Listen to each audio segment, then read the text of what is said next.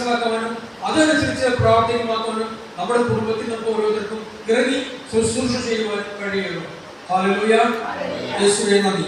അപ്പോൾ വെള്ളമില്ലാത്ത സ്ഥലങ്ങളിലൂടെ അത് അലഞ്ഞു തിരിഞ്ഞെടുക്കും. വെള്ളമില്ലാത്ത സ്ഥലം എന്ന് പറഞ്ഞാൽ വചനമില്ലാത്ത സ്ഥലമാണ്. നമുക്ക് എല്ലാവർക്കും അറിയാം. വചനം നമുക്ക് കിട്ടി, അത് ലഭിച്ച വചനം നമ്മൾ കളയുകയാണെങ്കിൽ വരണ്ട ഹൃദയമായി മാറും.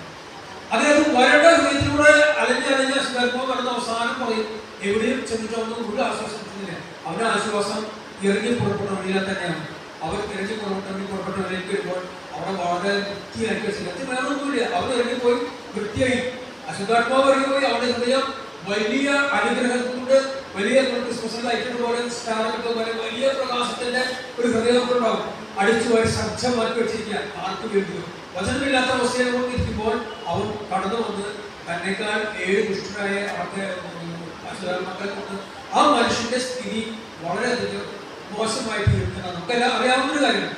പക്ഷെ ഈ ദുഷ്ട തലമുറ എന്ന് പറയുന്നതെങ്കിൽ നമ്മൾ വചനം സ്വീകരിച്ചിട്ട് അത് കേൾക്കാതെയും അനുവർത്തിക്കാതെയും ചിന്തിക്കാതെയും അതിനെക്കുറിച്ച് പഠിക്കാതെയും ഇരിക്കുമ്പോഴാണ് നമ്മളിൽ വചനമില്ലാത്ത അവസ്ഥ വരുമ്പോഴാണ് ഈ ദുഷ്ട തലമുറയായിട്ട് മാറുന്നത്. നമ്മളിവിടെ ഇരിക്കുന്ന ദുഷ്ട